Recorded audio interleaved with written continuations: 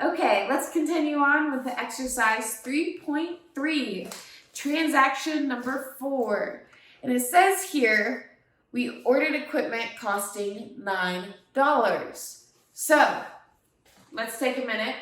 Let's pause. Let's think to ourselves. We ordered equipment costing $9. What would that be classified as? Well, if you said encumbrance, you were correct. It is not an expenditure yet. We just ordered the equipment. So similar to the reporting we did in transaction number 2, recall the entry to record an encumbrance is usually prepared when the purchase order is issued or a contract is signed or a commitment is made. And in this scenario, we just ordered something. So I also believe now is a good time to discuss that most organizations do not encumber all expenditures. That would be tedious of us. So one instance is presented on page 118 of our textbook of a cost that we would not encumber, and they say salaries and wages, because this is a routine recurring expenditure that we know we're going to have to pay. Therefore, we don't have to make this mental note of an entry to set aside that money. So for 4, the answer would be debit encumbrance and credit reserve for encumbrances to encumber $9 for equipment. Then we move on to number 5. Okay, it says here, it received the equipment and was billed for $10. Well, if you recall, we encumbered $9. And that was the anticipated amount we would pay. But when we actually go to pay our liability, it's 10. What do? What happens to that $1? Well, the predicted amount that we would pay in the order that was issued differentiates from the bill received. When the order is received and the amount owed is not equivalent to the amount anticipated, Kilbourne County will first record the equipment expenditure for the actual amount to be paid. Doesn't matter what we predicted, we have this bill, we gotta pay it.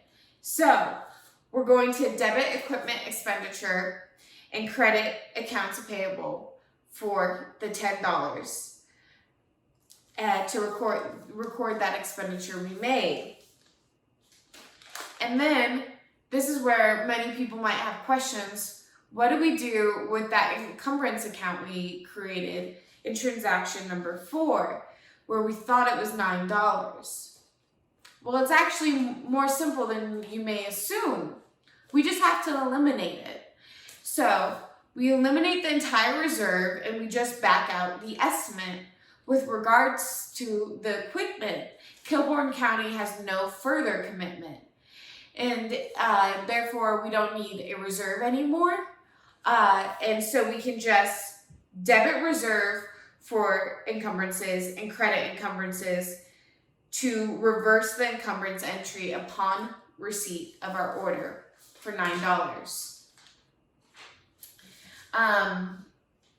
Another instance can be found in the textbook on page 120, except in this scenario, the bill received was less than the encumbered amount. The worst case scenario in this instance is it temporarily increased the entity's risk of overspending its budget. But the same approach would be taken either way, if the bill is over or under the predicted amount. The expenditure would still be charged for the amount we have to pay, and the full amount for the reserve will still be eliminated.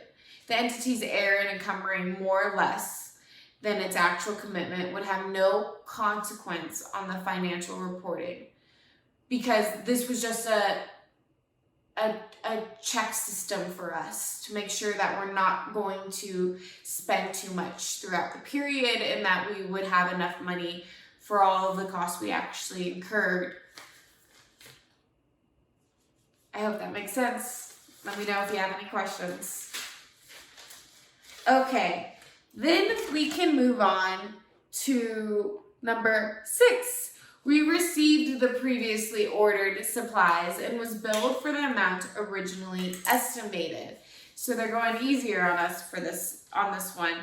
What we thought we were going to pay with our encumbrance account actually equals what the bill we owe.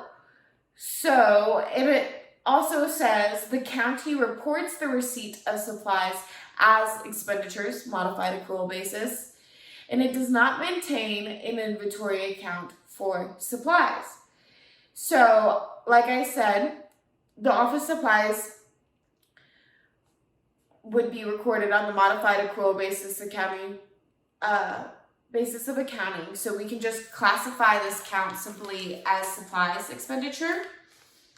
And then the office supplies we received are equal to the anticipated expenditure, and therefore we can just make a debit entry to supplies expenditure and a credit entry to accounts payable for that $20 that we both anticipated and owed to record the actual expenditure. And in addition, the reserve for encumbrance is no longer required. The services have been received, or in this case, the goods have been received, and the expenditure has been charged. The reserve now can be eliminated by doing a reverse entry that we made, a reverse entry to the one we made when we were establishing it. So we just debit reserve for encumbrances and credit encumbrance to reverse the encumbrance entry upon receipt of the order. Now it's year end, and we know what our actual revenues were. We don't just have an estimated number. And so we can record our revenues like we're used to doing.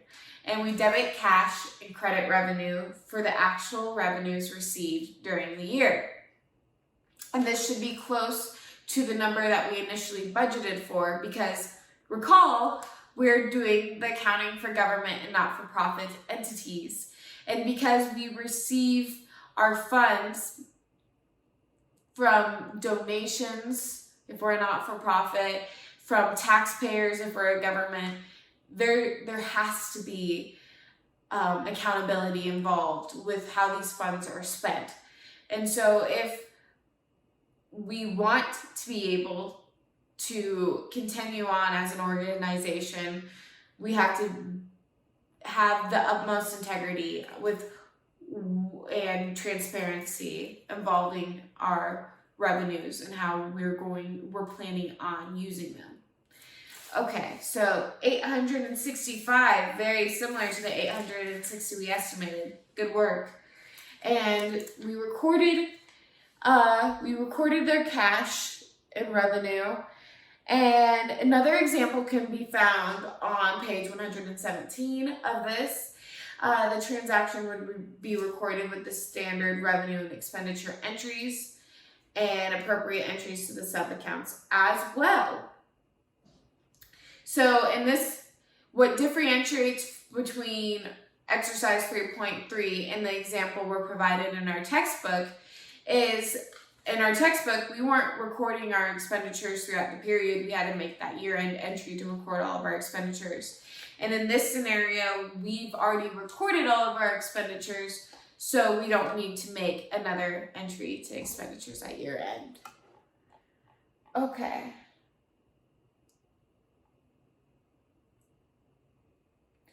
And then in our next video, once again, I apologize for being so choppy, but we're going to continue on with our closing entries.